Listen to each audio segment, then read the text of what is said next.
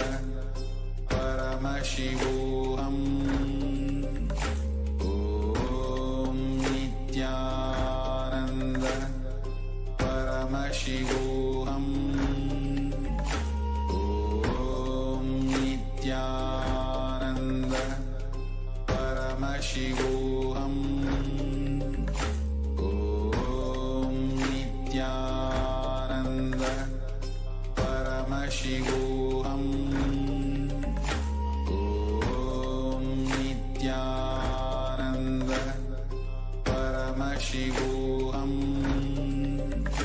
Om Nityananda Paramashivoham. Om Nityananda Paramashivoham. Om Nityananda Paramashivoham. Om Nityananda Paramashivoham. Om Nityananda Paramashivoham. Om Nityananda Paramashivoham. Om Nityananda Paramashivoham. Om Nityananda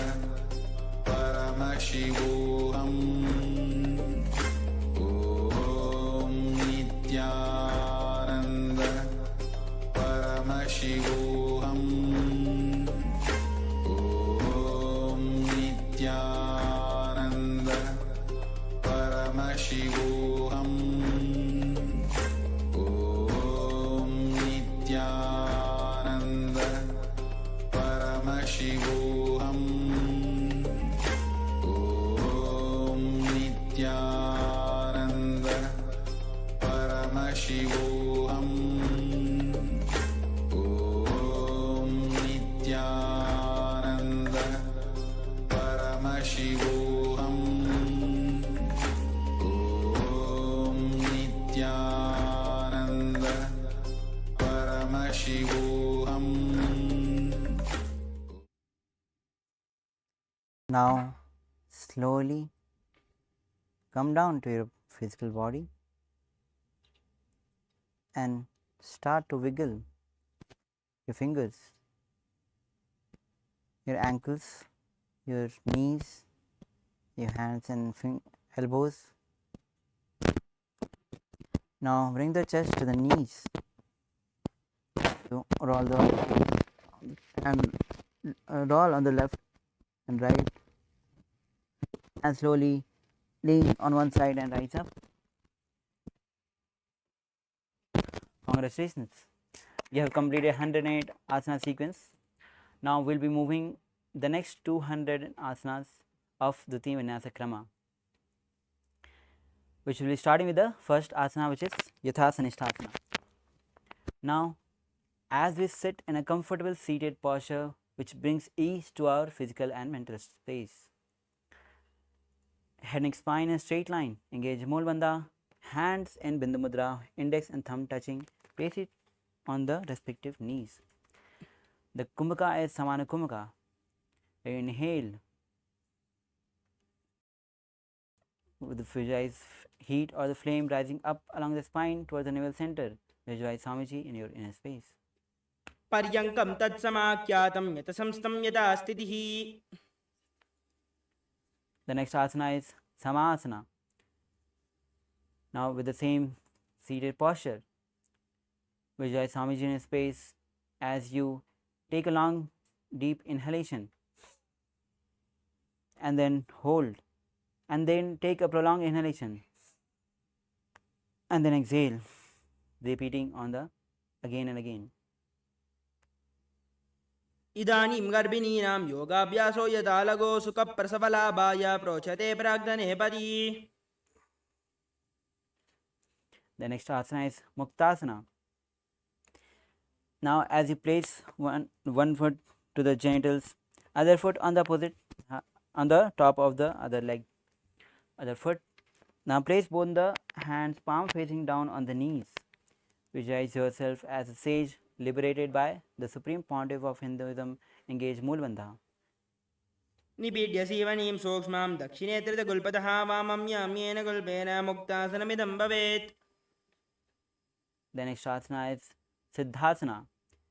Now, from the same posture as Muktasana, engage Moolbandha, gaze to the nose. Now, as you visualize Swamiji in your space, engage Vijay Swamiji in your space. स्थानुह्मितेन्द्रियच्चलदृशान् पश्यन् भ्रुवोरन्तरं चैतन्मोक्षकपाटभेदजनकं सिद्धासनं प्रोच्यते.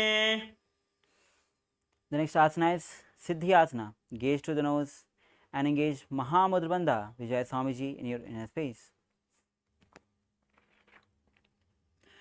मामपादकी एडी जानौ सीवनिमदितासकौण्टानौ.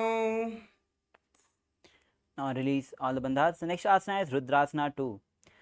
As you sit with the same posture, rotate the hands in Bindu Mudra. Visualize yourself as Lord Rudra, the fierce dimension of Shiva. वामचरणपरिदचनरागे एकजुगाति एषे विदिदाके. Now release. The next asana is Santadhunasana. Now as you gaze through the nose and visualize Swamiji, embody the tranquility and an unshakable nature, engage Moolbandha. आसनकी गुणमनकी चञ्चलतामीटा. The next asana is Siddhasana 2. Now the japa will be Om Nityananda Paramashivoham across all the next 200 asanas of the Dhyana. Now bring both the palms at the navel center, one on the top of cupping each other over the top in Samputa Mudra, in resembling a lotus flower, and as you visualize Swamiji in your inner space. ऋजुकाय समासेन सिद्धासनमुदीरितम्. The next asana is Bandha Yoni Asana. Now as you visualize Swamiji in space, your sankalpa is manifesting through the womb of creation. We will be performing Shanmukhi Mudra. As you gaze to the third eye, bring the little finger below the lower lip, ring finger on the top of the upper lip, closing the nostrils with the middle finger, and closing the eyes with the index finger, ear with the thumb. यत्र मध्ये महादेव बन्धयोन्यासने श्रुवौ यत्कृत्वा केशरो भूत्वा विचिरेत् ईश्वरो यथा. Relax. The next asana is Virasana. One foot close to the genitals. Bring the other foot on the other thigh, on the top of the thigh. Now hands in Bindu Mudra. Visualize Swamiji in your inner space. एकं पादं प्रसार्य एकं पादस्य पार्श्विनाश्विनी. The next asana is Valmiki Asana. With the same posture, gaze to the third eye. Visualize great sage Valmiki, poet and author of Ramayana. दावा बगा की बगितली पुनि एडे Zoya. The next asana is Joni Mudrasana. With the same seated postures, legs in the same posture, place the palms on the respective knees, palms facing down. Gaze to the nose. Visualize Yoni Mudra, a Yoni Mandala in your space. वामपाद की बगितली जाहि माहिली कोरी.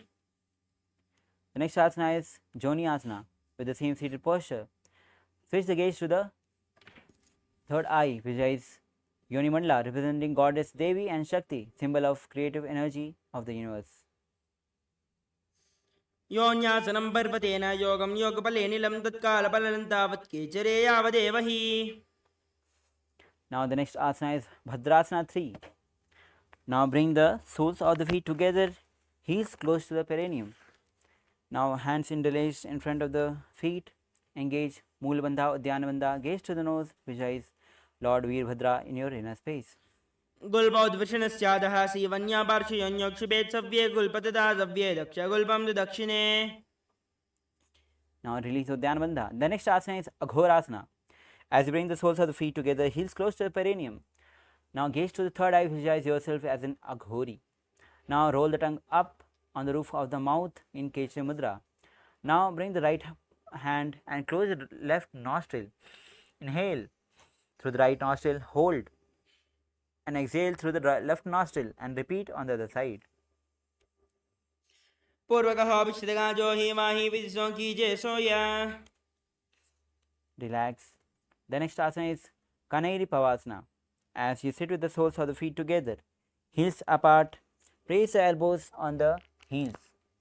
Now rest the chin on the palms. Engage Mool Bandha, Udhyana Bandha as you visualize a female elephant drinking water. कानरी पवासन ग्वाली पवासन कक्ष्यों है जासे Yahoo में जाने विदिते से. Inhale, rise up. The next asana is Parasana. As you raise the knees and hands under the thighs and calf. Interlace the fingers as you lift the heels of feet off the ground. Visualize yourself as Swamiji. Engage Mulabandha. Performs Rechka Kumbhaka Pranayama. ततोर्ध्वं रेचयेद् वायुं मृडुनिश्वास संयुतम्. Now, the next asana is Gopi Chandasana. With the soles of the feet together, interlace the fingers at the on the feet and lift the towards the chest. Rest the chin on the big toes, on the fingers. Visualize the crown in your space. Embody the state space of a king. पूर्व विधि परिपका का अंगूठा का दाकू पराशे. Now, the next asana is Udarasana. With the soles of the feet together, place the hands underneath and raise the finger and hold the feet. Bring the feet close to the chest. Visualize yourself as your body getting freed from any defects. Rest the chin on the feet. दो भगतले संबुडाने उभय हस्त करे उर्ध हिटाने अंगुष्ठ दो वो सम ठहरावे चिपका नीचे ताहे लगावे. Now, from the same position, the next asana is Vasishtha. Raise the feet above the head, above the forehead, and visualize yourself as exhaling in everything. दो भगतली जोड़ी संबोट करे. Now lower the legs down. The next asana is Bhujasana. Now raise the knees and place both the legs on the respective shoulders. Now bring the palms underneath the legs and interlace the fingers at the back of the neck. Visualize Swamiji in your space. Engage Mulabandha. शेषासनं तु विज्ञेयं काक्षासनमतः परं ग्रीवासनं च परमं भुजासनमिहोचयेत्. The next asana is Kalyanasana. With the legs on the shoulders. Now interlace the fingers at the back. Gaze to the nose. Visualize yourself as a beautiful and auspicious goddess.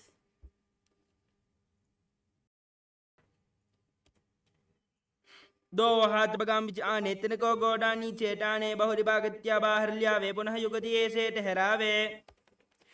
Now relax. The next asana is Sankadasana. As you place the left leg on the ground, heels close to the perineum. Now bring the perineum on the heels. Sit on the heels. Now right leg on the top. Now place the palms on the opposite knees. Visualize yourself as Swan. Engage Mool Bandha as you perform Ujjayi Pranayama, making a sound like an ocean. वामपादं चितेर्मूलं संन्यस्य धरणीतले पाददण्डेन याम्येन वेष्टयेद् वामपादकं जानुयुग्मं करयुग्मम् एतत् सङ्कटमासनम्. Now the next asana is Dhenukasana. As you slide the left heel outside, place both the palms on the top knee. Engage Mool Bandha, Udhyana Bandha as you visualize cow in your inner space. अनुशागिन करपचितं वृषीहिलं डगल्यम्नि. The next asana is Machandasana. As you place the right foot on the left thigh and bring the left foot on the right knee. Gaze to the third eye as you twist on your left side. Hold the left knee with the right hand. Left hand holding the right thigh. Twist your body.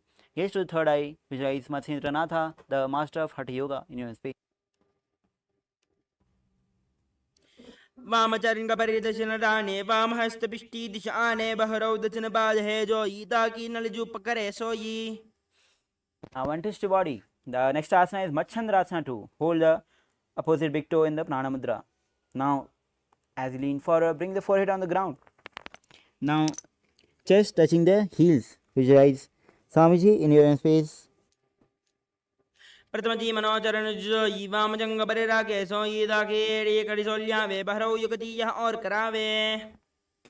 Inhale, rise up. The next asana is Guru Asana. Now interlace the fingers and place it on the left knee. Engage Mahamudra Bandha as you visualize Swamiji in your inner space. ऊर्मूले इदरपादस्य कनिष्ठिका प्रदेशे गुल्पं संस्थाप्य. Release all the three bandhas. We'll be repeating Sankadasana on the other side as you place the leg on the ground, heels close to perineum. Now bring the perineum and sit on the heels. Left leg on the top. Place the palms on the opposite knees.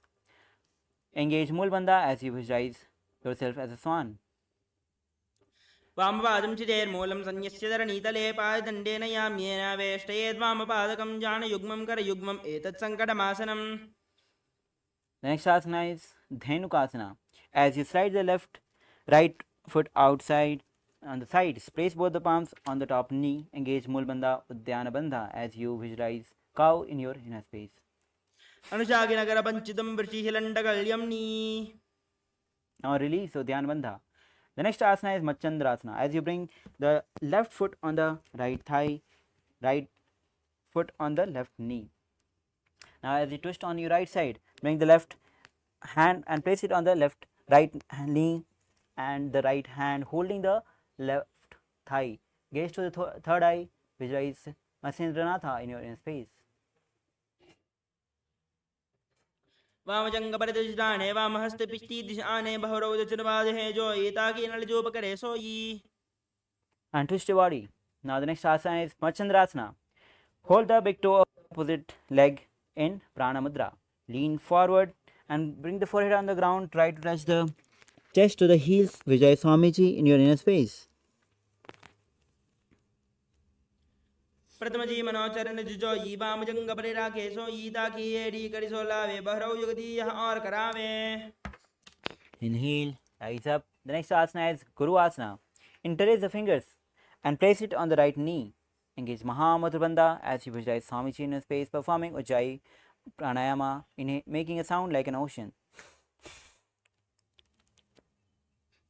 ऊर्मूले इतरपादस्य कनिष्ठिका प्रदेशे गुल्पं संस्थाप्य तदेव जानु इतरपादपार्श्विनानि संस्थाप्य जिष्ठेतस्थौ सम्मीलयेत् गुरु आसनं भवति. Now the next asana is Parshvasana. Now sit with the feet flat on the ground, knees close to your chest. Now hold the opposite knees as you bring thighs together, spine straight, and press the tongue against the roof of the mouth in Kechari Mudra. Gaze to the third eye, visualize Swamiji in your inner space. पातले भूमौ निधाय जानुनि उर्सनिधाय विपरीतहस्ताभ्याम् ऊर्सहितजङ्गे निवद्ये तिष्ठेत् प्रशासनं भवति. The next asana is Bodha Shokasana with the same seated posture. Now hold the wrist of the opposite hand, rest the chin on the knees, visualize yourself being an abode of bliss. Gaze to the nose. दो भगतलेबो परिदेरे कोरमाहिली ऐसे करे कोरमाहिली उकड़बे से जंगा छाती अग्रनिवे से. Inhale. The next asana is Kurakatasana. Now place the palms underneath and thighs and hold opposite elbows.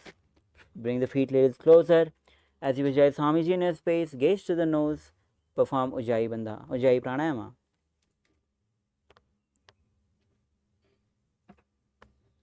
कुरकड़ आसन दो हाथ वग बाहर लियावे गोड़ा नीचे लेट हरावे आमहा सामहा ऐसे करे आपस में को हनी बकरे.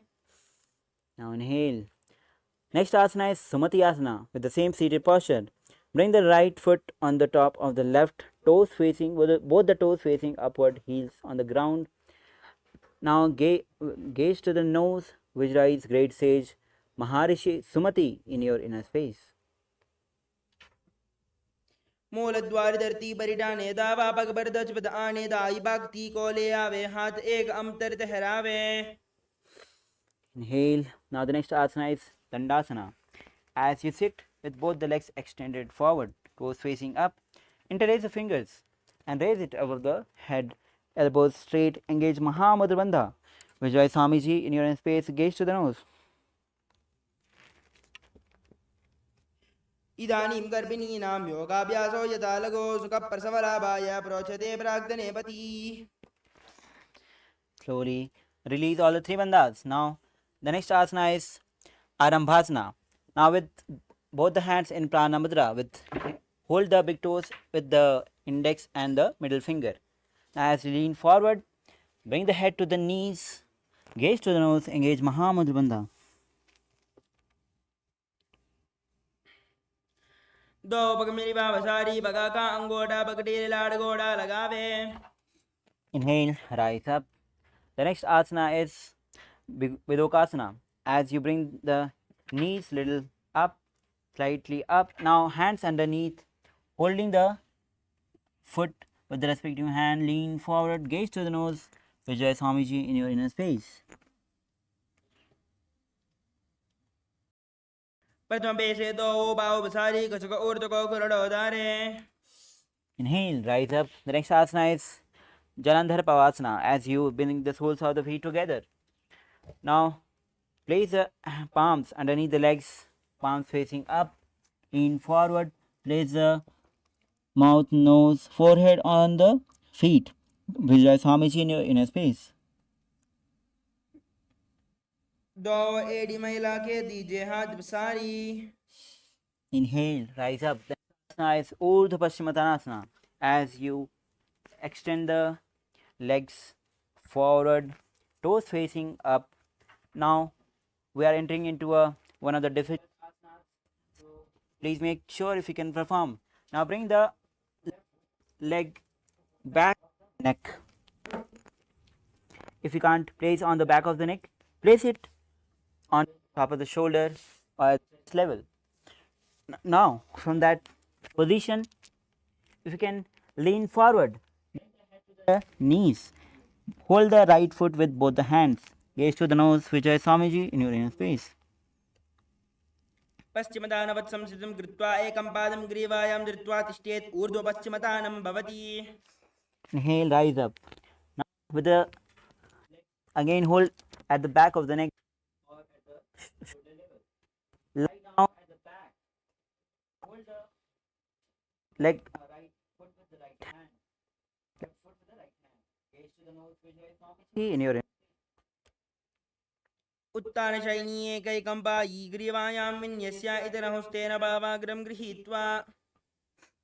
Now the next asana is Ankushasana. From the Anantasana, twist on your right, rest on the elbows.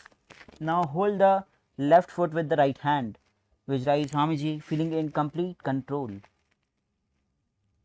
उत्तानशयिता एकैकं पादं ग्रीवायां कुर्वन् इतरहस्तं कर्णमूले स्थापयेत् तस्यैव हस्तस्य कूर्परो भूमौ निधाय इतरहस्तपादौ सरलिक्ष्य तिष्ठेत् अंकुशासनं भवति. Now as you unlock legs from the back, bring. Now the next asana is Dridasana. Now again lie down on the back. Bring the knees to the chest. Hold the raise the fingers at the leg and start rocking from left to right in Dridasana. उत्तानशयनं जानुने हृदयवस्तम्भजङ्गसस्थौ ऋणीकरद्वये बद्ध्वा सव्यापसव्यं लोडयेत् दृशासनं भवति. Now again rise up. Will be Paschimottanasana or the Paschimottanasana on the other side. Now with the legs extended forward, bring right leg back this time at the back of the neck. Again and hold at the back of the neck. Take it at the shoulder level or on the top of shoulders. Now lean forward, hold the foot with hands. Bring the head to the knees. Engage Mahamudra Bandha in your inner space. पश्चिमदानवत् संस्थितं कृत्वा एकं पादं ग्रीवायां धृत्वा तिष्ठेत् ऊर्ध्व पश्चिमदानं भवति. Now we'll be moving to Anant Asana. Lie down again at the back. Lie down. Hold the right foot with the left hand. Right hand at the side of the hip. Gaze to the nose. Visualize Swamiji in your inner space. उत्तानशयनी एकैकं पायी ग्रीवायां विन्यस्य इतरहस्तेन भावाग्रं गृहीत्वा. Now from this position of Anantasana, now we'll be performing Ankushasana. Now twist on your left side. Rest on elbow. As you visualize उत्तानशयितायैकैकं पादं ग्रीवायां कुर्वन् इतरहस्तं कर्णमूले स्थापयेत् तस्यैव हस्तस्य गोर्भरो भौमौ निधाय इतरहस्तपादौ सररिक्षतिश्चेतन् कुशासनं भवति. now bring the legs from the back. We'll be performing another intense asana, yoga nidrasana. Again, lie down on the back. Bring one leg at the back of the neck and then the other leg at the back of the neck. Now interlacing the legs at the back. Now interlace the fingers at the back of the buttocks. Gaze to the nose. Visualize Swamiji in your inner space. पादाभ्यां वेष्टयेत् कण्ठं हस्ताभ्यां पृष्ठबन्धनं तन्मध्ये शयनं कुर्यात् योगनिद्रा सुखप्रदा. Now the next asana is Atma Ramasana. Now from the same position, unlock your legs at the top of the shoulders, still lying down at the back. Interlace the fingers at the back. Visualize Lord Vishnu in your inner space as you gaze to the nose. Atmaram आसन प्रथमसुतो सोवे. Now inhale. The next asana is Kochikasana. Still lying down at the back. Bring the knees to the chest. Hands extended out at the shoulder level. Bring the sole of the feet straight up. Gaze to the nose in your face. दो हाथ सीधा सा करे तन से ube Sapa करे पग ऊंचाई आगाने आने बहरौ युगति ऐसे विधिवाने. Relax. The eyes. Now as you still lie down on the back. Now bring the knees to the chest, hand extended at the shoulder, straight on the side. This is the neutral position. Now let's do the first step, which is extend one leg straight and bend the other knee on the side. Step 1. Now second step, bring the extended leg on the sides, on the top of the other leg. Step 2. Step 3 is when you extend both the legs on the sides, hold it with the one hand, twist on the gaze and the opposite side. Now bring the legs and hands in the neutral position. Now the first step is one leg straight in front at the straight, other leg bent on the sides. Now step 2, bring the extended leg on the side, on the top of the knee, other knee. Now extend both the legs on sides, hold it with the hand, twist and gaze on the other side. Step 3. परिवृत्य कोक्षिबाहि त्रिदाहि परिकीर्तकं बद्धकोणं सप्तकोणं ऊर्ध्वकोणमतापि च. Now relax. The next asana is Dvipada.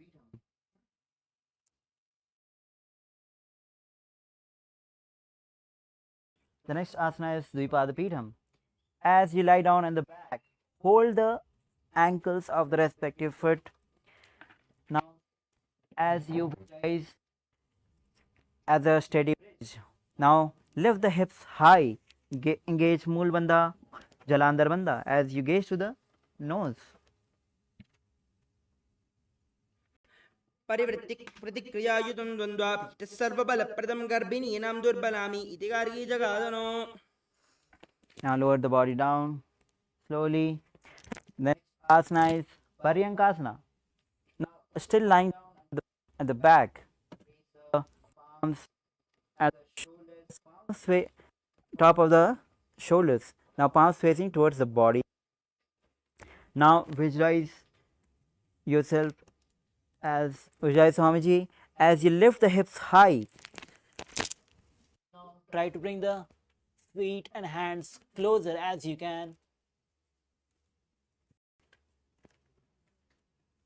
उत्तानशयनं मस्तदलाभ्यां भूमिम् अवष्टभ्यवातराभ्यां भूमिं धृत्वा नाभिप्रदेशम् ऊर्ध्वं कुर्यात् पर्यङ्कासनं भवति.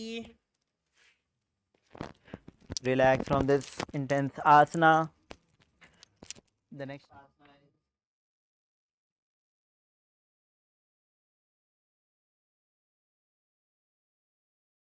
Svottanasana. As you lay on your back with your knees pulled against the chest. Place your hands on the respective shoulders and move your hips in a circular motion. As you visualize yourself as a dog playfully rolling around on its back.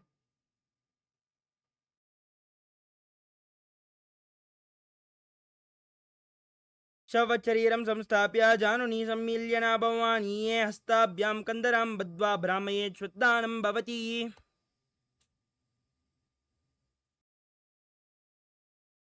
The next asana is Viparita Karani. As you lie supine, raise your legs up and keep your arms flat on the ground, pushing your hips up. Now move your legs in a circular motion as you visualize Swamiji in your inner space and breathe in Mudra Kumbhaka with Chalandra Bandha and Mula Bandha engaged. विपरीतकरणी मुद्रा भूतले सुशिरो दत्त्वा. Next up is Viparita Karani 2. As you remain in the same position, stop the movement of your legs and visualize Swamiji. करणी विपरीताख्या सर्वा दिव्यादिनाशिनी नित्यम् अभ्यासयुक्तस्य जाठराग्नि विवर्धनी. Now lower your body down as you move on to Langalasana. Now bring your feet up above your head and place your toes down on the mat. Keep your hands behind you, interlock the fingers in Padusha Mudra and place them flat on the mat. Now visualize yourself as a plow as you breathe in Mudra Kumbhaka. ग्रीवागण्डेन भूमिं विस्तम्भ पादाग्रद्वयमूर्ध्वमुन्नयेत् नरकासनं भवति. The next asana is Shaita Paschimottanasana. From the same position, now bring your hands to the feet. Keep your arms straight as you hold onto the feet. This is one of the 84 asanas revealed directly by Lord Paramashiva himself. Now visualize Paramashiva in your inner space and internally chant Om Nityananda Paramashivoham. तानं शयित्वात् कुर्वीत शयितपश्चिमतानकम्. Next up is Supta Konasana. As you lay on your back with your feet over top of the head, hold on to the feet, bring your hips up above the shoulder level, and then spread your legs wide. As you visualize Swamiji in your inner space. परिवृत्ते कुक्षिबाहि त्रिदाहि परिकीर्तकं बद्धकोणं सुप्तकोणं ऊर्ध्वकोणं अथापि च. We move on to Chakrasana. Now join your feet back together above your head, hold onto the ankles of the feet, and then roll onto your back as you keep holding on to the feet with your arms and legs straight. Visualize yourself as a chakra, a wheel in Chakrasana. शवासनस्तद्वौ पादौ कुर्यान्मस्तकतः परौ व्युत्क्रमेण ततः शीघ्रम् एतत् सर्वस्य साधनं चक्रासनगुल्मप्लीहा वातरोगादिनाशनम्. The next asana is Supta Prasarita Parangushtasana. Now, bend your legs up vertically at a 90-degree angle and hold on to the big toes of Prana Mudra with index and middle fingers. Now, open your legs wide to the side as you visualize Swamiji in your inner space. Breathe in Ujjayi Pranayama, making an ocean-like sound with your mouth and performing the Mula Bandha. उत्तानपादं क्रौञ्चं च मरीचं वीरभद्रकं नटराजं त्रिकोणं च सुप्ताङ्गुष्ठप्रसारणे. Next up is Supta Parangushtasana. Now join your feet back together above the body and hold on to the big toes of Prana Mudra as you visualize Swamiji.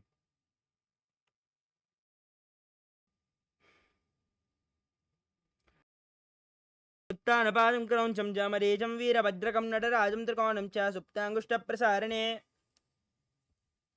Move on to Matsyasana.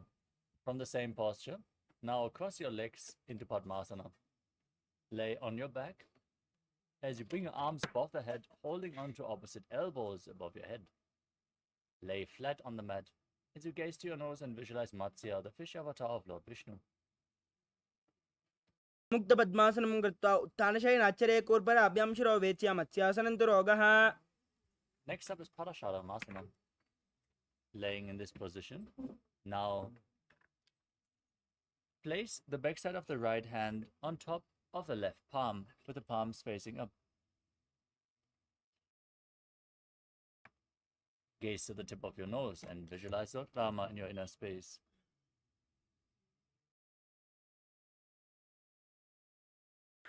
प्रथमकरे पद्मासन आचे सूदोसो वेबु परिपाचे.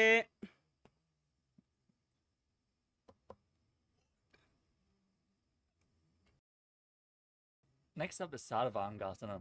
As you lay on your back with your legs in Padmasana, raise your legs and hips up, support your lower back with your hands as you place your elbows on the ground and gaze to the tip of your nose. Visualize Swamiji in your inner space.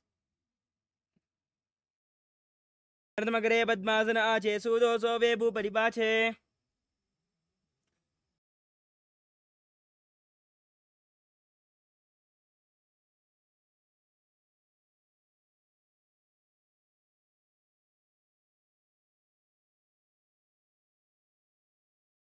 The next asana is Vrishikasana. As you lay on your back, place one leg onto the opposite thigh and pull the opposite knee against your chest. Raise your arms up above your head, hooking the fingers forward as you gaze up to your third eye and visualize yourself as a scorpion. अथ क्षेत्र संक्षेपात् सर्वांगासनमुत्तमं यत् कृत्वा योगनिमनो विद्याभिः पण्डितो यथा. Now place the other foot on the opposite thigh. Repeat Vrishikasana on the other side.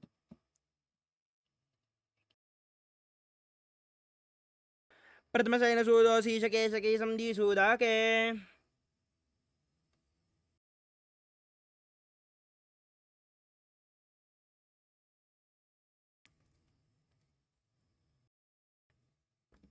The next asana is Vrishaparakshipasana. As you lay on your back, interlock your fingers behind your neck and raise both the legs up off the ground as you alternate, pulling them up against your chest back and forth without setting them down. Now visualize Swamiji in your inner space and calmly breathe through your nose in Sahadra Kumbhaka. उत्थानशयनं कृत्वा अनुलम्ब्य स्कन्दरां बद्ध्वा कूर्परो मिलित्वा नितम्बेन भूमिं स्पृष्ट्वा एकं पादं प्रसार्य एकेन पादेन सव्यदक्षिणं भ्रामयित्वा वृषभादक्षेपः भवति. Now keep your hands next to the hips and raise your knees up, touching your ears with the knees again and again as you visualize Swamiji in your inner space in Maruttanasana.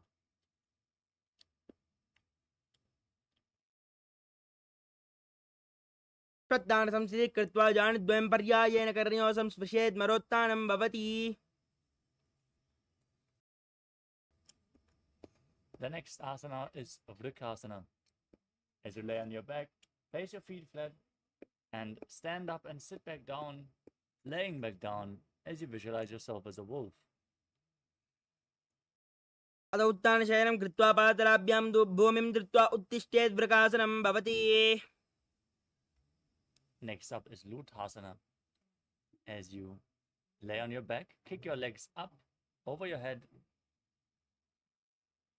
and repeat this again and again as you roll over.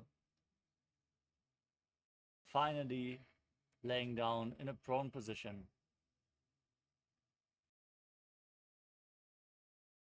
उत्थानशयनं पादौ शिरौ लङ्गौ भूमौ स्थापयित्वा निब्जं भूयाति निब्जं शयनं पृष्ठिं भूमौ निधाय पुनः पुनः पर्यायेन कर्तव्यं लुतासनं भवति.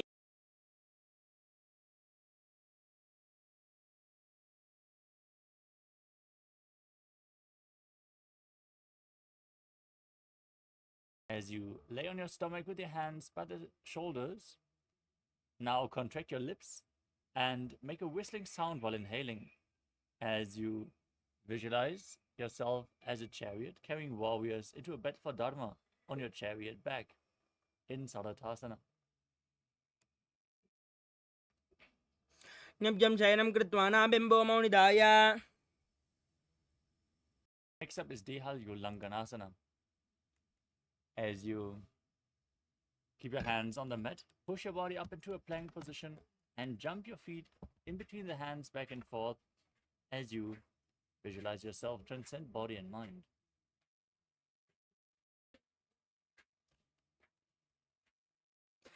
हस्तद्वयं बद्ध्वा तन्मध्ये चरणद्वयम् उडानेव बहिराणे अतः नयेत् देहल्युल्लङ्घनं भवति. Now stand up tall and bend forward as you place your hands on the mat in front of you, walking back and forth on hands and feet, visualizing yourself as a wise 60-year-old elephant in Jatyasana.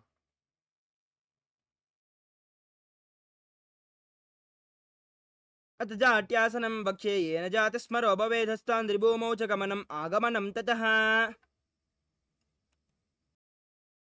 Next up is Loritika Karana. Now stand with the heels together, toes pointing slightly outwards and the knees bent. As you raise your arms to the shoulder level and rotate your arms around the body, leaning back and moving your head in all directions.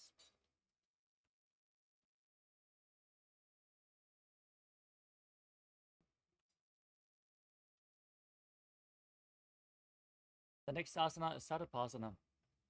As you stand tall on the mat, tie your feet with a rope if you have a rope available, and then keep your elbows and arms close to your body. Stand erect on the mat like a rod as you visualize your Kundalini Devi raising and curling upwards around your body.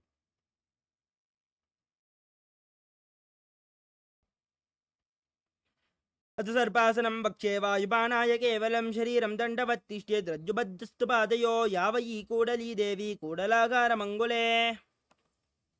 The next asana is Ushtra Sadhanasana.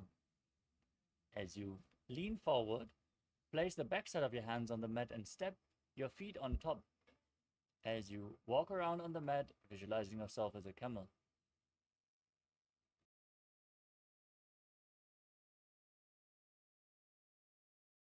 मुष्टिकनिष्ठिका प्रदेशेन भूमौ निधाय उपरिपातले संस्थाप्य उष्ट्रवत् उष्ट्रसानदनं भवति.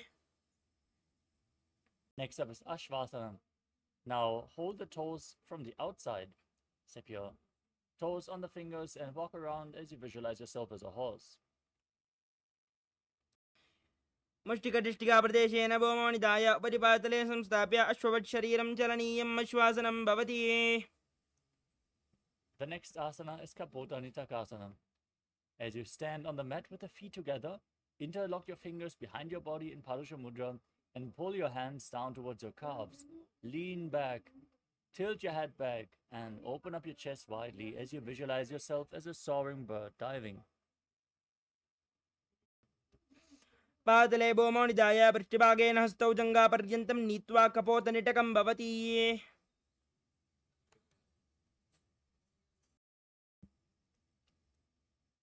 Next up is the Chala Pushpaputam Karana. Now stand with the heels together, toes pointing outwards and the knees bent. Join your hands in Namaskara Mudra. As you bow down to one side, raise the respective heel and open up the palms to the side. Now visualize yourself holding a bouquet of flowers and offering it to Paramashivam.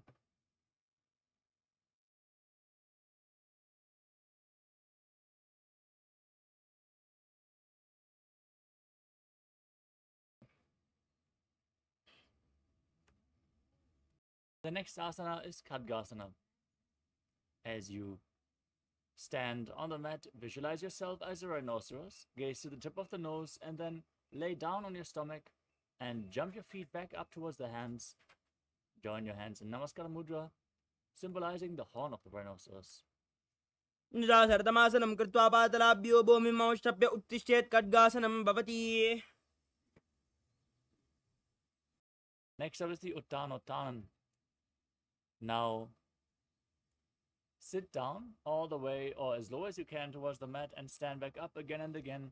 Hold weights if you want to intensify this asana. As you gaze to the tip of your nose and visualize Swamiji in your inner space, calmly breathing through your nose in Sahadra Kumbhaka. पुनः पुनः उत्तातव्यमासितव्यमिति उत्तानोत्तानं भवति. We move on to Musalasana. Now raise your arms up above your head and jump repeatedly as you visualize yourself as a mace. सरलं स्थित्वा ऊर्ध्वं बाहु नयेत् वारं वारम् उड्डानं कुर्यात् मुसलानं भवति.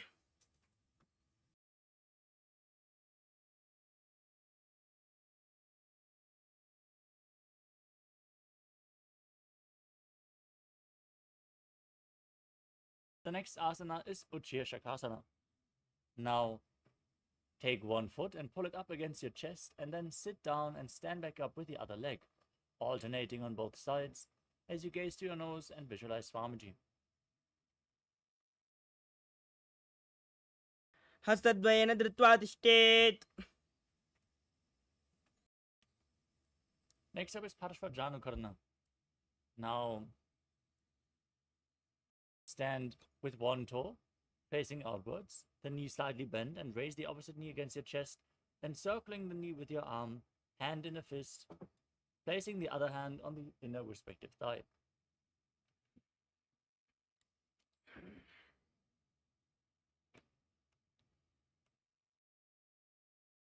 Next asana is Tandavasana. As you visualize yourself fiercely dancing as Lord Shiva, extend one leg and both arms forward, sit down and stand back up, holding weights if you want to intensify this asana. एकेन पादेन स्थातव्यं ताण्डवासनं भवति. Next up is Brahmanasana. As you place the sole of the left foot against the inner right thigh, keep the hands relaxed by the side and visualize Lord Brahma blessing you from within. ब्राह्मणासनमावक्षे यत् कृत्वात् ब्राह्मणो भवेत्. एकपादमरो बद्ध्वा तिष्ठेत् दण्डाकृतिर्भुवि. Now bring the left foot over and around the right knee and tuck the left toes behind the right calf. Bring the left arm below the right, join your hands in Namaskara Mudra as you visualize yourself as Lord Garuda in Garudasana 3. उत्तानकूर्मपीठं च संहस्गारुडमेव च वातायनं गोमुखं च भारद्वाजं त्रिविक्रमम्. Now place the left foot on the right thigh. Keep your hands relaxed by the side. Visualize Swamiji in Ekapadasana. दक्षाग्रं वामपादस्य जङ्घोपरिनिधाय च.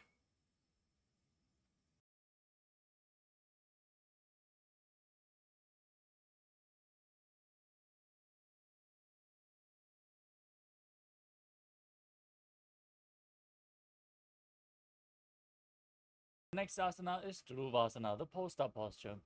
Now stand on the right leg and hold on to the left big toe. As you extend the leg out of the side, rotate quickly on the standing leg, visualizing yourself as the North Poster.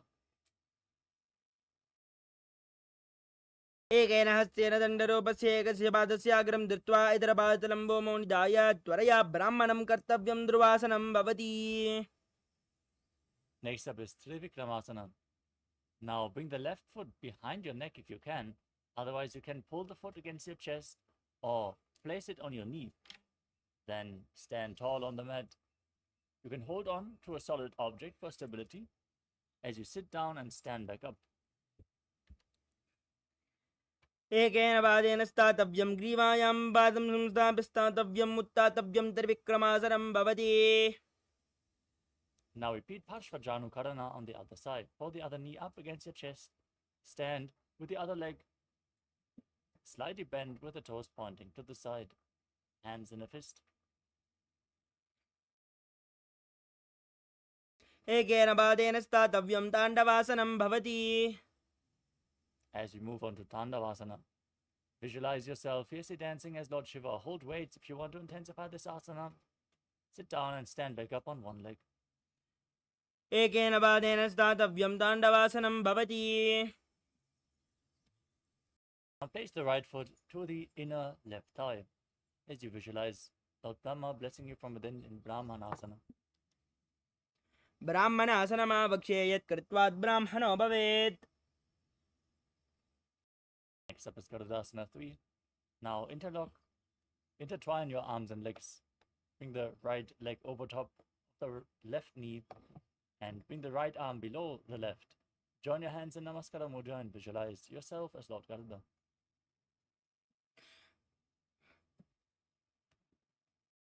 उत्तानकूर्मपीठं च संहस्गारुडमेव च वातायनं गोमुखं च भारद्वाजं त्रिविक्रमम्. Now repeat Ekapadasana. Place the right foot on the left thigh. Hands by the side. Visualize Swamiji. दक्षाग्रं वामपादस्य जङ्घोपरिनिधाय च. Now repeat Dhruvasana, the post-up posture. Hold on to the right big toe and stand on the left leg, rotating quickly as you visualize yourself as the North Poster. एकेन हस्तेन दण्डरूपस्य एकस्य पादस्याग्रं धृत्वा इतरपादलम्बो मोदयाय त्वरया ब्राह्मणं कर्तव्यं ध्रुवासनं भवति. Now bring the right leg behind your neck if you can. You can pull it up against your chest or over top of your knee. Stand tall, sit down and stand back up, performing the 3 steps of Lord Vishnu into the Vikramasana. ग्रीवायां पादं संस्थाप्य स्थातव्यम् उत्थातव्यं त्रिविक्रमासनं भवति. Now perform Samanaka Karana. Stand with the heels together, toes slightly pointing outwards, hands by the side of the body, fingers pointing one by one. In this natural position, recover from the intense sequence of asanas as we move on to the final 100 asanas of this sequence, starting off with Gorak Anjali Asana. Now stand erect and squat down, bringing your arms in between the legs, interlocking the fingers in Padasha Mudra as you bring the finger lock towards your navel. Visualize the great sage Goraknath, founder of the Natha Yuga Hindu Sampradaya, as you perform Jivachara Kumbhaka, inhaling all the way and fully controlling the prana within your system, moving it up and down and through your limbs by the force of your will along with your mind. प्रथमहे उभयोः बाहुरेणी च उपनिहोवे. Next up is Kanchi Asana. Now bring your arms in between the legs and interlock them behind your body as you visualize Swamiji in your inner space. ऊरुमध्यतस्थौ निवेश्य नितम्बं धृत्वा पादलाभ्यां भूमिं धृत्वा तिष्ठेत् कञ्चासनं भवति. Next up is Bhairu Asana. As you squat down all the way with your heels against the perineum, interlock your fingers behind, gaze towards your navel and visualize Bhagavan Kala Bhairava, the Lord of Time. दो मगां की ताल्य की कौर मिलावे पना पानी हुकड़ मडुए से. The next asana is Varahasana. Now squat down all the way and join your hands in Anjali Mudra, bringing them behind your head with the fingers pointing downwards. Keep your elbows close to your head as you visualize yourself as Varaha, the boar avatar of Lord Vishnu. पगदले के माहिरे कौर मिलावे पना पानी हुकड़ मडुए से. Next up is Pripitasana. Now hold onto the big toes in Prana Mudra with index and middle fingers and then raise your hips up to the same level as your knees. Now visualize Swamiji in your inner space. उत्तान आसनानि पार्श्वद्वये सम्मील्य स्थित्वा नितम्बं जानप्रदेश आनीये तिष्ठेत् प्रप्रियासनं भवति.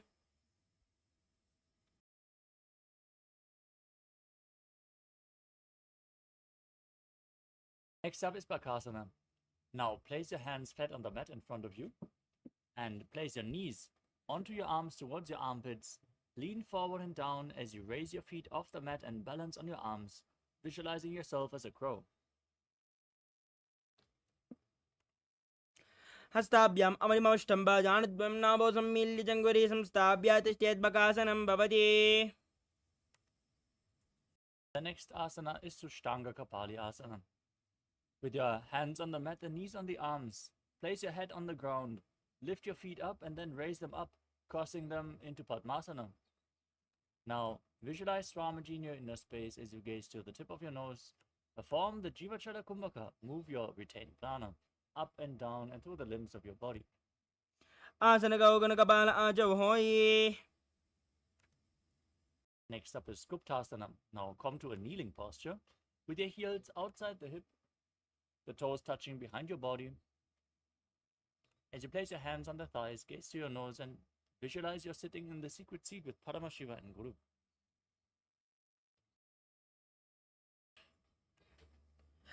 जानरु अरन्तरे पादौ कृत्वा पादौ च गोपयेत् पादौ परीच संस्थाप्य गूढं गुप्तासनं विदुः. Next up is Vrikshasana 2.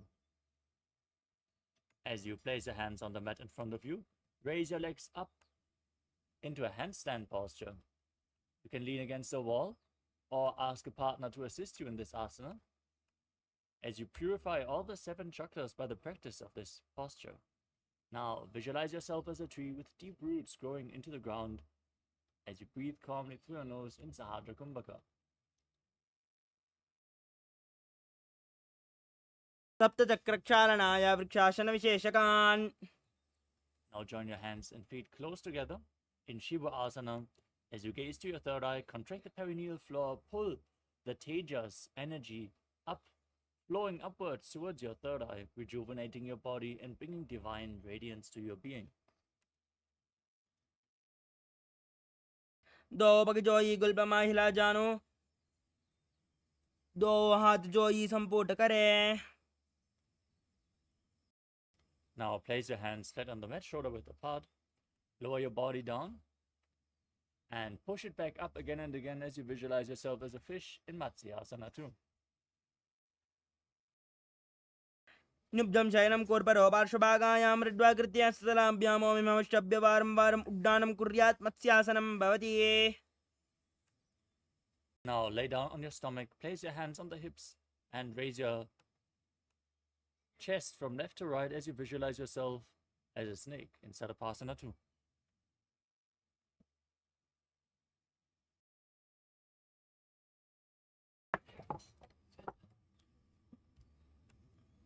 निब्जं शयनं कृत्वा हस्तौनितं संस्थाप्य पादोदीकृत्य सम्मील्य उरसगन्तव्यं सर्पासनं भवति.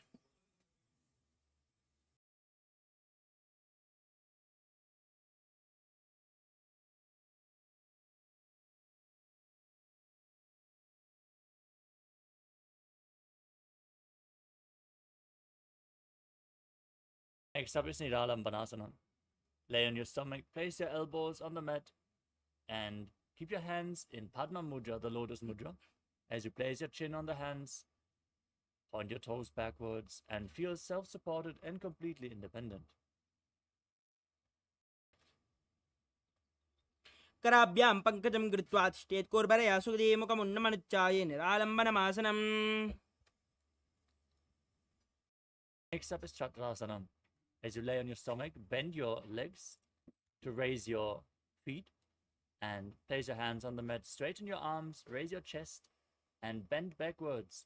Bring the feet near the upper back and visualize yourself as an umbrella protecting your guru from the sun rays. अर्जासनमस्थित्वा हस्तलाभ्यां भूमिमवष्टभ्यमुन्याच्छत्रासनं भवति. Next up is Vajrasana. Now sit in a kneeling posture on top of your heels with the top of the feet flat on the mat. Extend the arms out in front and place your palms and your forehead on the mat in front of you.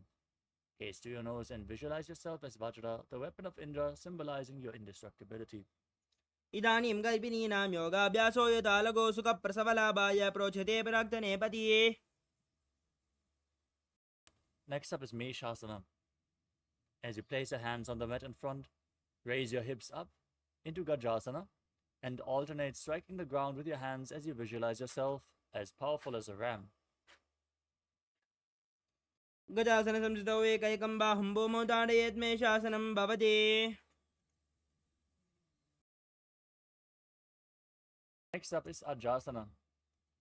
Now keep your hands on the mat and from Gajasana, raise your legs up as you slowly lower your head towards the ground. Visualize yourself as unborn, existing for all eternity. गजासनसंस्थितौ पादद्वयं ममतराले कृत्यामस्तकेन भूमिं स्पृष्टा अजासनं भवति. Next up is Dhanantarasana.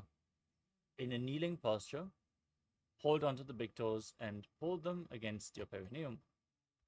Then place your hands on the thighs or knees, gaze to your nose and visualize Swamaji in your inner space as you breathe in Ujjayi Pranayama.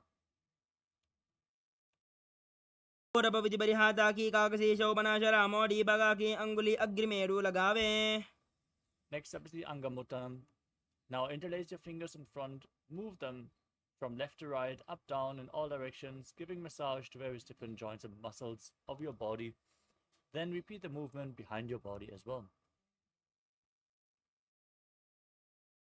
हस्तयोरङ्गुलिर्बद्ध्वा हस्तयोर्मध्यात् सर्वम् अमङ्गं निक्षित्य तिष्ठेत् अङ्गमोत्तनम्. Next up is Garudasana 4. Now sit on your heels in Vajrasana and then turn the feet sideways with the toes pointing outwards. Keep your hands on the knees and visualize yourself as Lord Garuda flying Lord Vishnu and Lakshmi on his back.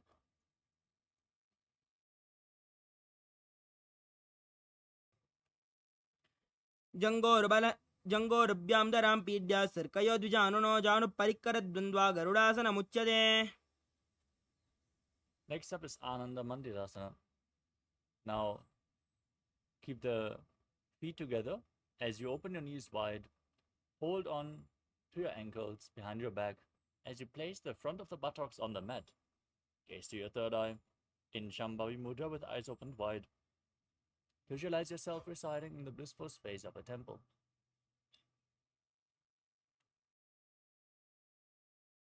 अथ वक्षे वीरनाथ आनन्दमञ्जरासनं यत्कृत्वा अमरो धीरो भवत्येवेह साधः. Next up is Mandukasana 2. As you overlap the feet behind your body, sit on your ankles. Visualize yourself as a frog as you press your tongue up against the palate of the mouth in Manduki Mudra and perform Uddiyana Bandha and Mudra Bandha.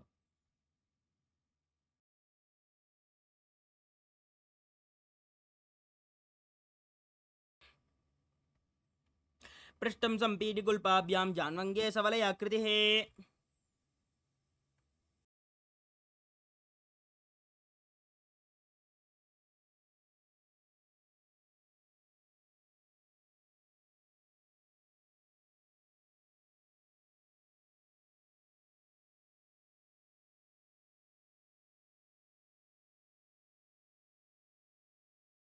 The next asana is Narasimhasana. Now tuck your toes and raise your heels as you place your perineum on the heels. Place your palms on the ground in front of you with the thumbs touching. Now stretch your tongue out, gaze to the nose, and exhale forcefully again and again as you visualize Narasimha, the lion man avatar of Lord Vishnu.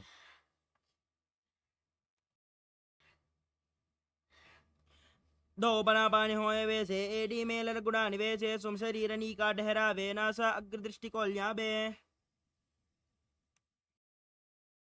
Next up is Pishlakasana. As you maintain the same posture, cover your mouth with your hands and bring your thumbs underneath the teeth as you close your mouth. Inhale through the right nostril and exhale through your mouth in Bishlaka Pranayama. Gaze to your nose and visualize yourself as Devi, victorious over all your fears. In Bishlakasana. दो मगा की AD जो ई गाड़ा फनम वामन पनी हो ई गोड़ा आधारा के जंग आधारा के आड़े वाही जी विद्या के. Next up is Makadasana.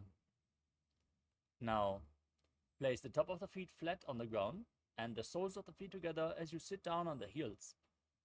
Raise your elbows and bend them to bring your fingers towards your armpits, imitating as if you were a monkey stretching itself. Gaze to your third eye and visualize yourself as a playful monkey in Makadasana. दो बगदले संपुट आने तिनके पिष्टि भूमि परिडाने मूल द्वार एडियां बरल्यावे मोड़ा हाथ ऊंचा ठहरावे.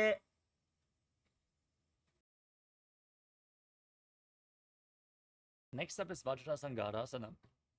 Now tuck your toes and place the soles of the feet together. Sit on the raised heels with the knees open wide as you hold on to opposite elbows behind your back. Gaze to the tip of your nose and embody diamond-like strength for you and your Sangha, your spiritual community.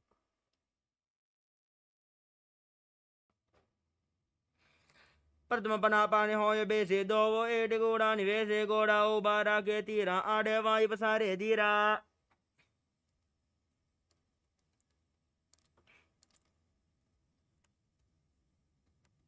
Next up is Kanjanasana. Now sit on your knees, place the feet over top of each other as you keep your hands on the ground next to your body. Place the palms down, gaze to your nose and visualize perfect health beyond any and all physical or mental ailments as you engage Uddiyana Bandha and Mudra Bandha.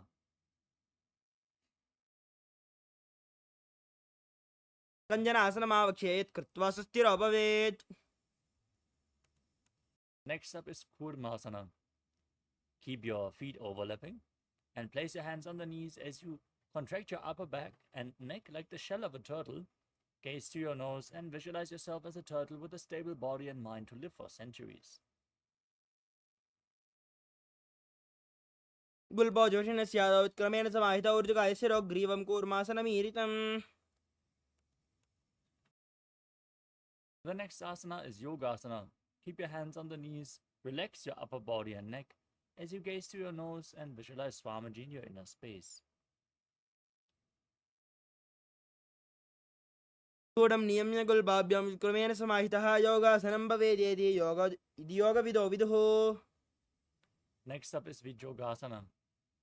Now stand on your knees with your feet crossed behind, placing the feet at the opposite knees. Hold your calves with your fingers inside and the thumbs outside. Gaze to your third eye and visualize a space of eternal oneness, Advaita, with your Guru. गोड़ा मामनो above होई गोड़ा आदारा के दोई दच बाद की पानी रहावे पनो वाम गोड़ा दिगिल्यावे. Next up is Ushtrasana 2. Now keep the feet flat on the ground as you raise up onto your knees. Hold onto your ankles and push your hips forward as you lean backwards. Tilt your head back all the way and visualize yourself as a camel in Ushtrasana 2. मेरुदण्डग्रन्थि दाढ्यः संविपाद्य इषुप्पमान् कपोतोष्ट्रासनाभ्यासं कुर्यान्मितहितासनः. Next up is Chatyasana 2. Now keep the knees and feet together. Hold on to your feet and lean backwards, placing your elbows and the back of your head on the ground. Gaze to your nose as you visualize yourself as a lotus blooming.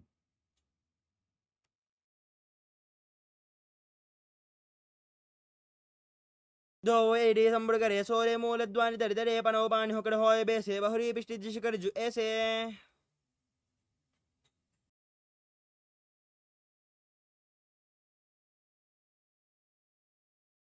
Next up is Viratasana. As you lean back and place your back on the ground, raise back up again and again. You can hold onto your feet and use the strength of your arms if required as you gaze to your nose and visualize the healing and liberation of all causal, subtle forms of your body.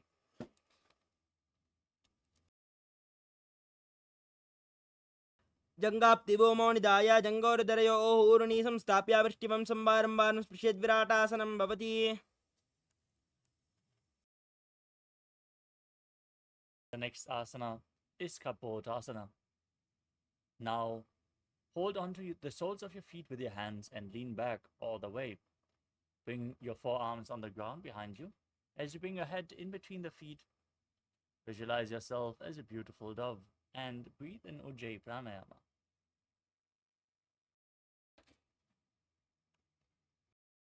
मेरुदण्डग्रन्थि दाढ्यः संविपाद्य इषुप्पमान् कपोतोष्ट्रासनाभ्यासं कुर्यान्मितहितासनः. Next up is Varasana. Sit in a kneeling posture with the toes tucked and your perineum raised up. As you hold on to opposite elbows, gaze to your nose. This is the boon fulfilling posture. Receive your boon from Paramashivoham. जानुनी भूमौ संस्थाप्य हस्ताभ्यां बाहु परस्परं सरलं तिष्ठेत् वरासनं भवति.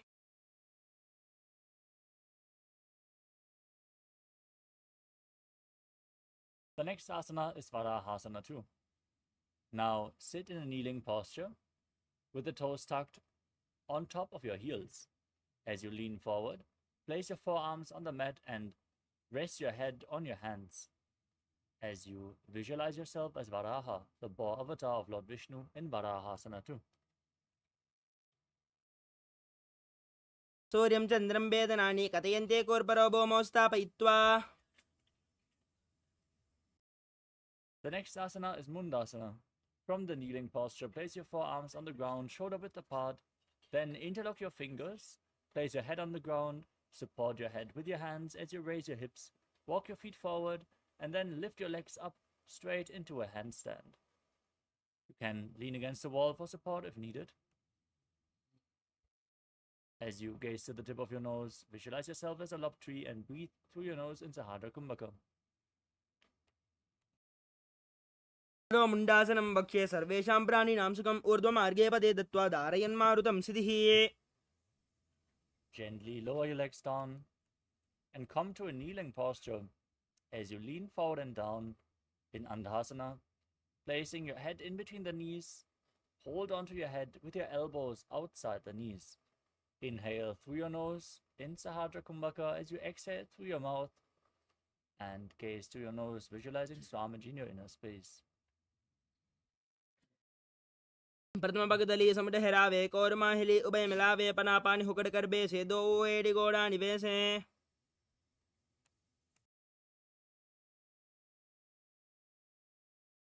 The next asana is Viparita Shalabhasana. Now lay down on your stomach. You can hold on to weights if you want to intensify this asana.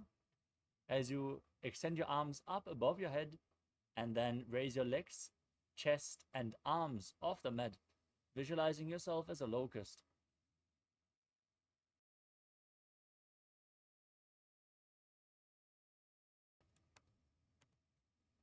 शलभासन भेदाश्चन तबेरुंड नामक एकंत बेरुंड सहितेशी सदंडासनं तथा. Next up is Kapalasana, the skull posture. Now place your hands next to the hips with the palms facing down. Place your forehead on the ground and raise your legs up together as you visualize a skull in your inner space, which is representing the mind with purified thoughts and the strong will to attain enlightenment. कपालं भौमो निधाय ऊर्ध्वं पादो नयेत् कपालासनं भवति. Next up is Akasha Kapotasana.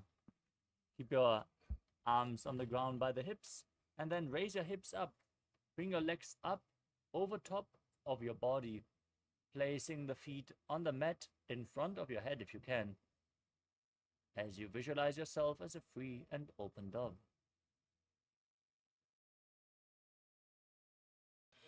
उष्ट्रासने स्थित्वा चरणौ भूमेरुत्थाप्य मस्तकोपरि नीत्वा पृष्ठपादेशेन भूमौ स्थापयेत् आकाशकपोतं भवति.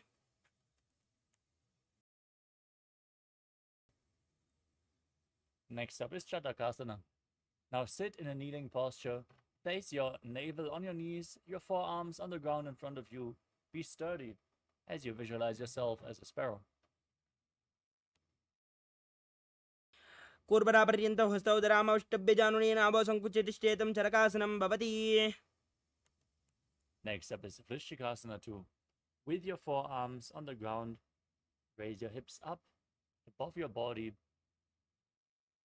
Bring your feet over top and try to touch the back of your head with your feet as you visualize yourself as a scorpion in Vrishikasana 2.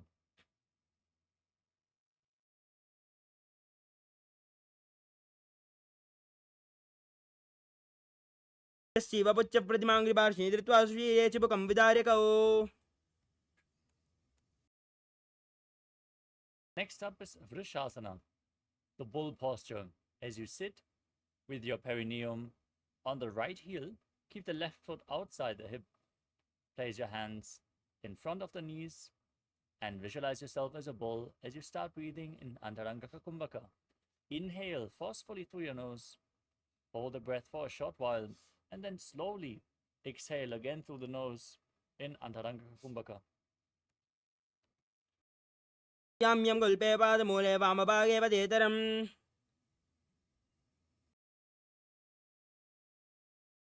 We move on to Lulasana.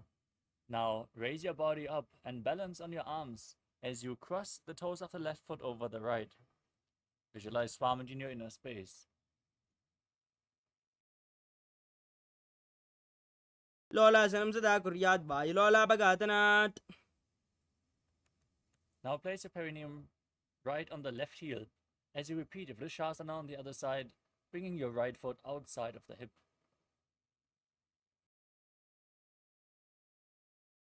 याम्य गुल्पे पादमूले वामभागे पदेतरम्. Next up is Bala Gunasana. Now, tuck the left foot, tuck the toes of the left foot and sit on the raised left heel. Place the right foot flat and place your hands on the knees as you visualize Bala Gunahai, one of the 84 siddhas in your inner space. Asana Gaugana Jalabika Rajayi. The next asana is Grahasana. Now stand up and squat down as you bring your arms in between the legs, holding on to your ankles from the outside as you visualize yourself as the entire planet.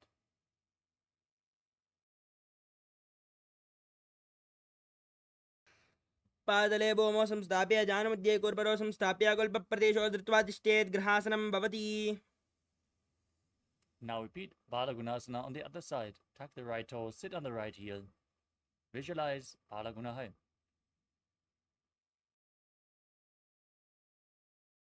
Asana Gaugana Jalabika Rajayi. Next up is Utkatasana. Now sit on the raised heels. Raise your knees off the mat and place your hands on the knees. Hold on to weights if you want to intensify this asana. Visualize Swamiji in your inner space.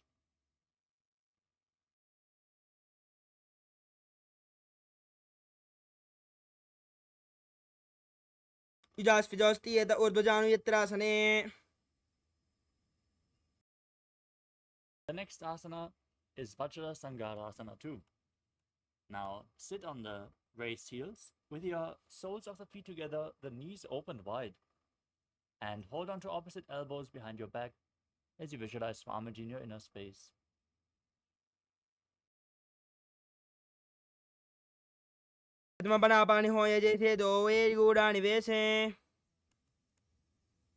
Next asana is Anilasana. Now place your hands flat on the mat and step your heels onto your hands and squat down. Keep your arms straight, gaze to your nose and visualize you are able to live off of air alone. दो हाथ भूमि पर डाने कहुनी जाड़ी ना बिलग आने. The next asana is Padukasana. Now place the back side of your hands on the ground in front of you with the fingers pointing towards your body. Step your feet on your hands and wrap your hands around the feet like shoes. Then start walking around on the mat as you visualize yourself wearing padukas walking across India. हस्ताभ्यां पादले कृत्वा तिष्ठेत् गच्छेत् पादुकासनं भवति. Next up is Kukkutodhanasana. Place your hands on the mat and jump your feet up as you let them fall back down again and again. Visualize yourself as a rooster. हस्तले भूमौ कृत्वा पादले च ऊर्ध्वं मुण्डानं कृत्वा भूमौ पतेत् इत्थं पुनः पुनः कुर्यात् कुक्कुटोड्डानं भवति. The next asana is Viparita Nrityasana. Now place your hands on the mat and raise your legs up. Dance on two hands as you feel yourself become free of all inhibitions. हस्ताभ्यां हस्तलाभ्यां भूमिममुष्टभ्य ऊर्ध्वपादाग्रे कुर्वन् हस्तलाभ्यां नर्तनं कर्तव्यं विपरीतं नृत्यं भवति. Next up is Kunjarasana. Now bring your feet apart and place one hand flat on the mat. Keep the arms straight and place the other hand on the ear. As you visualize Swamiji in your inner space, breathe calmly through your nose in Sahaja Kumbhaka. अथ पक्षे महादेव कुञ्जरासनमुत्तमं करेण ऐकेन पादाभ्यां भूमौ तिष्ठेत् शिरःकरः. Now place the other hand on the mat. Repeat Kunjarasana on the other side.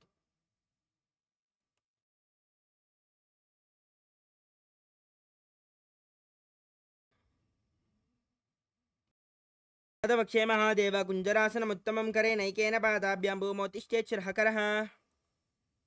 The next asana is Kadambasana. Now squat down all the way.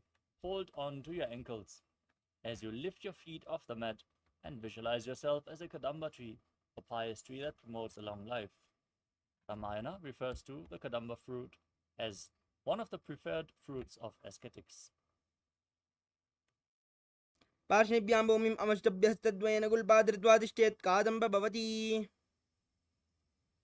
Next up is Pavana Muktasana. Now sit on the ground and place your feet flat as you hold on to opposite knees and pull them against your chest. Breathe through your nose in Sahajra Kumbhaka.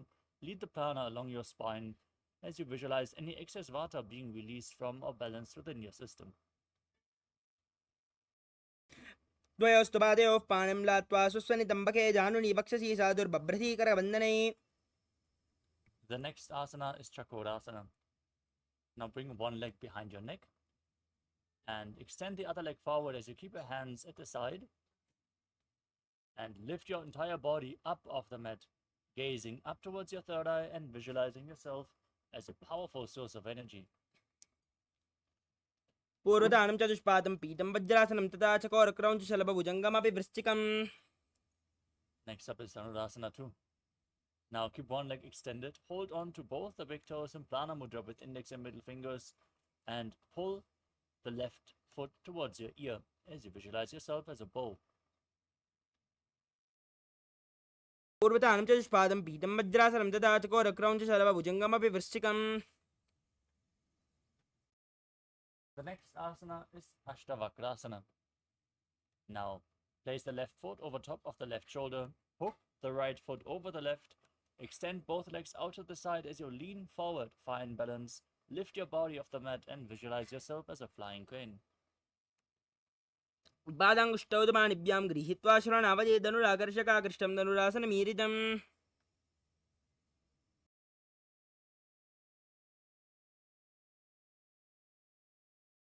Next asana is Pranasana.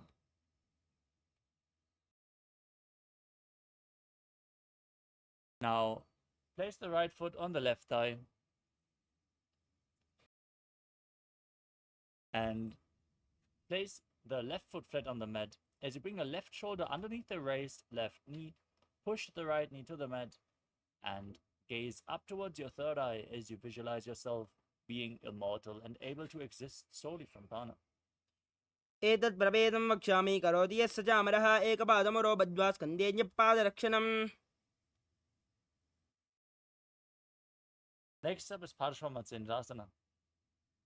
As you keep the right foot at the left hip, step the left foot over top of the right knee, twist your right elbow outside of the raised knee, bring the arm below and interlock your fingers behind your back, twisting your spine as you gaze to the third eye and visualize Matsyendranath in Parshvamatsyendrasana. कामोर्मूलार्पितदक्षपादो जान्वोर्बहिर्वेष्टितदक्षदोषणा प्रहृतिष्ठेत् परिवर्तिताङ्गः श्रीमत्स्यदासोदितसमासनं स्यात्.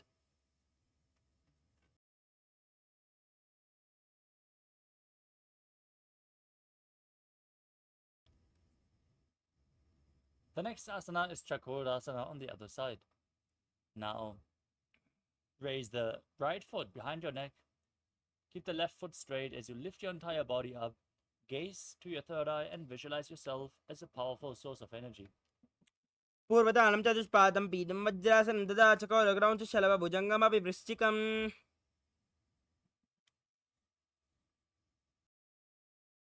Next up is Dhanurasana 2 on the other side. Now, hold on to the right big toe. Hold on to the big toes as you pull the right foot up towards your ear. Visualize yourself as a bow. पादाङ्गुष्टौ पाणिभ्यां गृहीत्वा श्रवणावधि धनुराकर्षकाकृष्टं धनुरासनमीरितम्.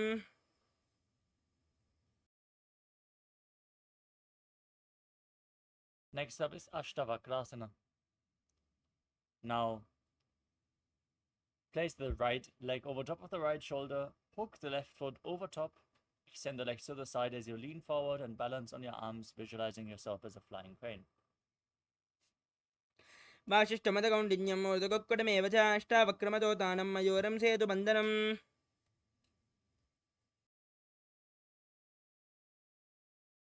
Now repeat Pranasana on the other side. Now, place the left foot on the right thigh, right shoulder beneath the right knee, and the left hand on the left knee as you visualize being immortal and existing solely on prana. एतत् प्रभेदं वक्ष्यामि करोति यस्य चामरः एकपादमरो बद्ध्वा स्कन्धे न्यपादरक्षणम्. Next up is Parshvamatsyendrasana on the other side. Now bring the left foot to the right hip, the right foot over top of the left knee. Bring your arm below the raised knee and interlock your fingers behind as you gaze to your third eye and visualize yourself. Visualize Sage Matsindana, the master of Hatha Yoga. वामोर्मूलार्पितदक्षपादो जान्वोर्बहिर्वेष्टितदक्षदोष्णा. Next up is Ardha Paschimottanasana. Now, press your left heel against the perineum as you keep the right leg straight. Lean forward and down, hold onto the right foot with both hands as in Paschimottanasana. Gaze in Vaishnavi Mudra, external, without focusing on any of the external objects. Visualize Swamiji in your inner space and breathe in Jivachala Kumbhaka, where you hold your breath and move the prana freely within your body, forcefully. एकं पादं प्रसारे एकं पादश पार्श्विनाश्विनी. Next up is Crown Shasana. Now bring the left foot outside of the hip. Keep the top of the foot flat as you hold onto the right foot and extend it up in front of your face. Keep the knees straight and visualize yourself as a crane in Crown Shasana. वासिष्ठमतकौण्डिन्यं मूर्धकुक्कुटमेव च. Next up is Ardha Paschimottanasana on the other side. Now press your perineum with the other heel, lean forward and down, hold onto the foot with both hands. Visualize Swamiji. एकं पादं प्रसारे एकं पादस्य पार्श्विनाश्विनी. Next up is Crown Shasana on the other side. Bring the right foot outside the hip. Hold on to the left.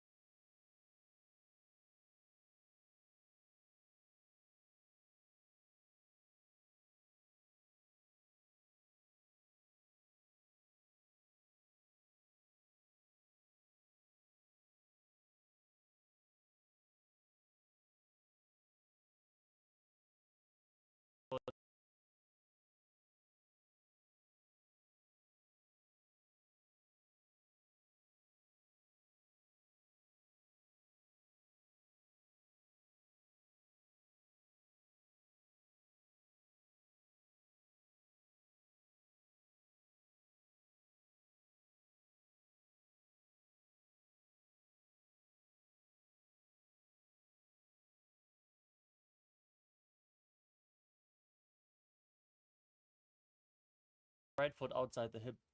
Hold on to the left foot. Visualize a swastika.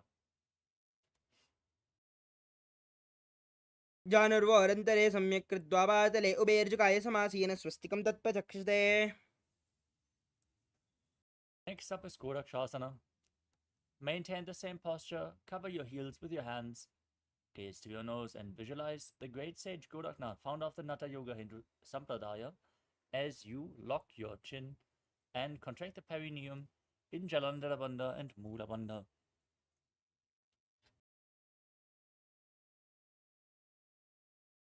जानुर्वोरन्तरे पादौ उत्तानौ व्यक्तसंसितौ गौल्पौ चाद्याः हस्ताभ्याम् उत्तानाभ्यां प्रयत्नतः. Next up is Bhagasana 2. Now place the left heel against the perineum and the right foot on top of the left thigh. Gaze to your third eye and visualize Swamiji as you meditate on Arihanta, the enlightened one, and get ready to enter Shanmukhi Mudra. Close your mouth with the little and ring fingers, your nostrils with the middle fingers, the eyes with the index fingers, and your ears with the thumbs as you inhale all the way. जानुर्वोरन्तरे पादौ उत्तानौ व्यक्तसंसितौ गौल्पौ चाद्याः हस्ताभ्याम् उत्तानाभ्यां प्रयत्नतः. The next asana is Yogasana 2. Now place your feet onto opposite knees and keep your hands on the side of your body with the palms facing upwards. Gaze to the tip of the nose, visualize Swamiji, contract the perineal floor in Mula Bandha, and breathe in Kakachanchu Kumbhaka. Roll up your tongue and stick it out as you inhale through the rolled up tongue, exhale through the nose in Yogasana 2. उत्तानौ चरणौ कृत्वा संस्थाप्योपरि जानुनौ आसनोपरि संस्थाप्य चोत्तानं करयुग्मकम्. Next up is Urdhva Kukutasana. Now rotate your hands outside of the body, place your palms on the ground, and lift your entire body up off the mat, balancing on your arms as you visualize yourself as a rooster. वाचिष्टमतकौण्डिन्यं मूर्धकोक्कडमेव च अष्टावक्रमतोत्थानं मयोरं सेतुबन्धनम्. Now place your hands in between the legs. Place your palms on the mat. Without lifting your body up, stay seated on the mat as you gaze to your nose and visualize Swamiji in Siddha Haratali Asana. पद्मपद्मासनगोकरे हस्ततो गोडासनदिदेरे. Now push your hands into the mat and lift your body up, balancing on your arms as you gaze to your nose and visualize yourself as an elegant swan in Hamsasana. कुक्कुडासनमस्तित्वा स्कन्दपर्यन्तम् ऊर्ध्वं नीत्वा चेदं शासनं भवति. Next up is Karmukasana. Bring your hands in between the legs and push them behind your body. As you lean forward, place your forehead on the mat and interlock your fingers behind you. As you visualize yourself as Pinaka, Lord Shiva's bow. पद्मपद्मासनगोकरे गोडासनदिमाहि करिदरे. Next up is Kurmasana 2. Now sit in Padmasana and bring your arms in between the legs as you bend your elbows and hold on to the respective shoulders. Visualize yourself as a turtle, having a stable body and mind to live for hundreds of years in Kurmasana 2.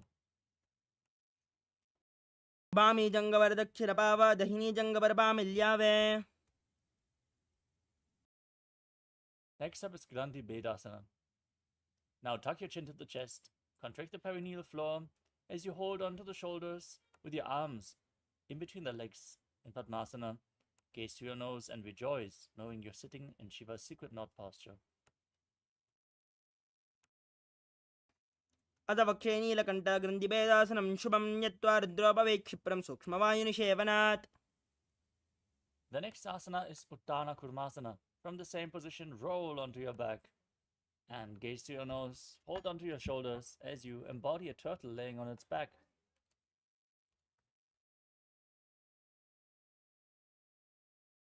कुक्कुडासनमन्दस्थं कराभ्यां धृतगन्धरं पीठं कूर्मवदुत्थानं मेतदुत्थानकूर्मकम्.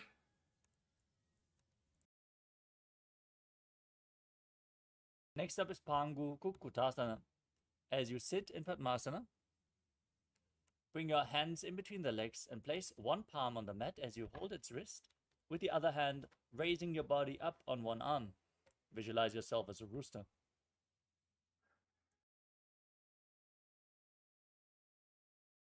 कुक्कुडासनवच्चित्वा एकेन हस्तेन अन्यस्य मणिबन्धं धृत्वा हस्तनेन भूमिं नमश्चभ्य तिष्ठेत् पङ्गकुक्कुटं भवति.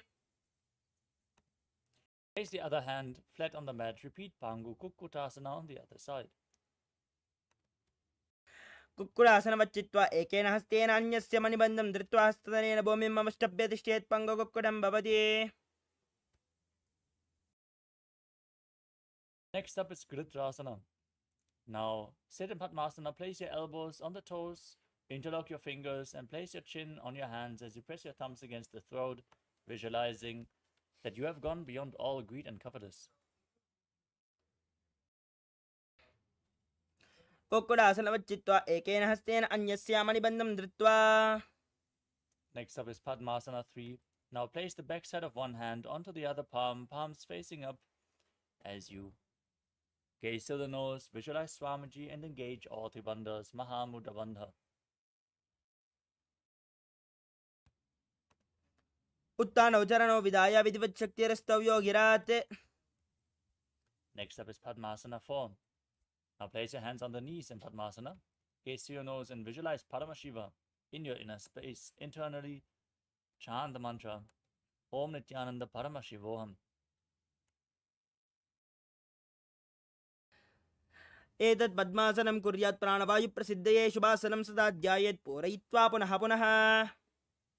Next up is Karmukasana 2. Now keep one hand on the respective knee and hook the other hand around the big toe in Prana Mudra as you visualize yourself as Pinaka, Lord Shiva's bow. Then repeat the movement on the other side.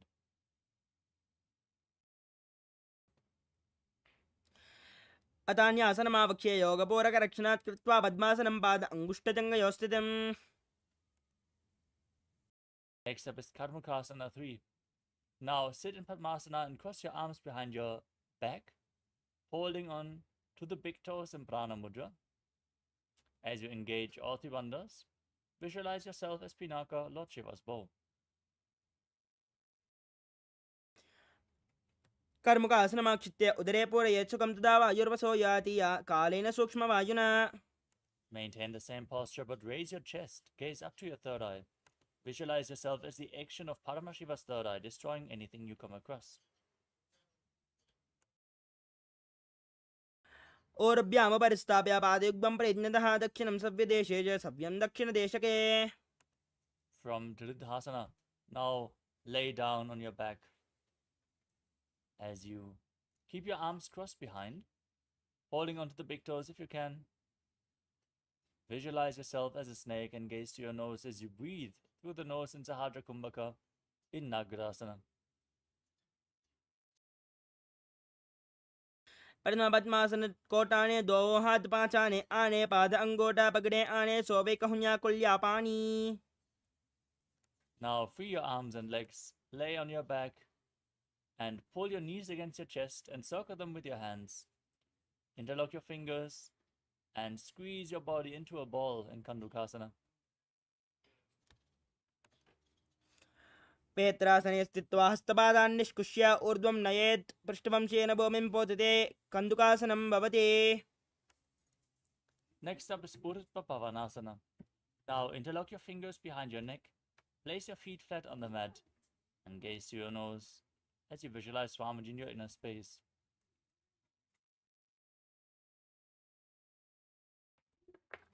प्रथमसोदोषेण करावे गोड़ा उबाराशे मिलावे गुल्पमाहिला अंगुष्ठदो ये करे एक समेल रसोया.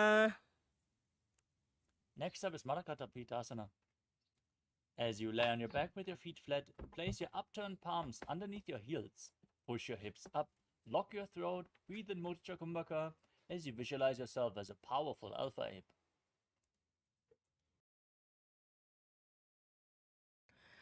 उत्तानशयनं बादले उत्तानहस्तयोः स्थापयेत् पृष्ठभागमूत्रमय्ये मर्कटपीठं भवति.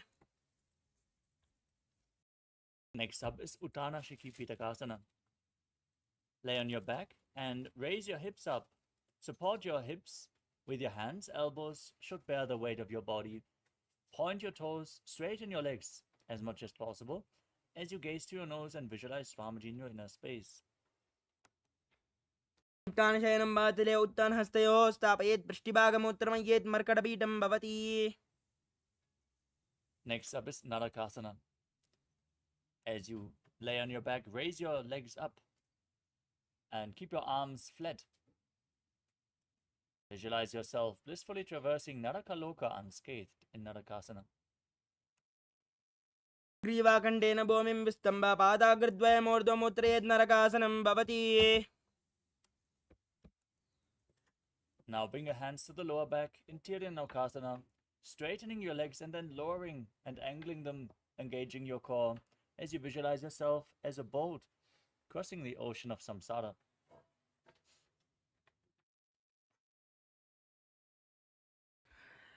नौकावत् स्थित्वा ऊर्ध्वपादाग्रद्वयम् आम्नयेत्तिर्यन्नौकासनं भवति. Now bring your hands back on the mat, straighten your legs up, be sturdy like a flagpole as you visualize yourself as the Kailasa flag respected across all nations in Dvajasana. तिर्यन्नौकावत् ग्रीवापृष्ठकूर्परैः भूमिम् अवष्टभ्यमस्तकलाख्येशेन पादाग्रद्वयम् ऊर्ध्वनयेद्ध्वजासनं भवति.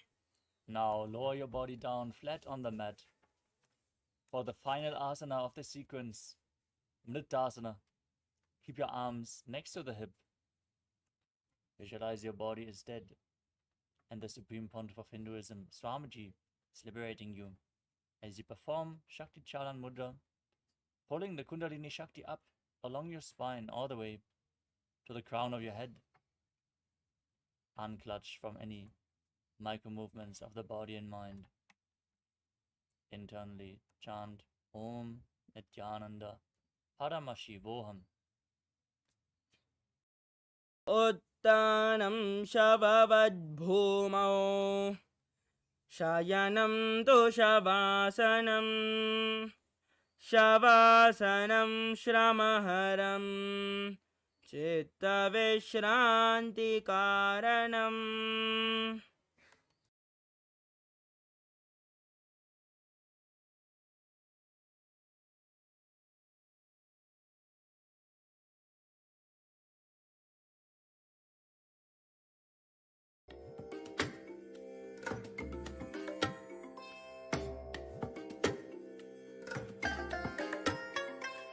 I bless you all. Let you all open all your three eyes and manifest the powers of Mahasada Om Nityananda Paramashivoham. Om Nityananda Paramashivoham. Om Nityananda Paramashivoham. Om Nityananda Paramashivoham. Om Nityananda Paramashivoham. Om Nityananda Paramashivoham. Om Nityananda Paramashivoham. Om Nityananda Paramashivoham. Om Nityananda Paramashivoham. Om Nityananda Paramashivoham. Now slowly return to your physical body. Start to wiggle your fingers and toes, your wrists and your ankles, your elbows and your knees. Pull your knees up towards your chest. Rock your body from side to side. And slowly return to a comfortable seated position. Congratulations, you completed the Dvitiya Vinyasa Krama, all 308 asanas of the sequence. We are now going to move on to the power manifestation session. So stay tuned, manifest the Shaktis of Paramashiva. As we conclude the session, sit straight with your head, neck and spine in a straight line. Join your hands in Namaskara Mudra in front of your heart center. Close your eyes, take a deep breath. Visualize Swamiji as we chant the Purna mantra. Om Purnamadav Purnamidam Purnat Purnamudachyate Purnasya Purnamadaya Purnamevavashishyate. Om Shanti Shanti Shanti Hari Om Tatsat. Sarvam Bhagavat Shri Nityananda Paramashiva Padukarpanamastu. Om Nityanandam. Thank you all. Nityanandam.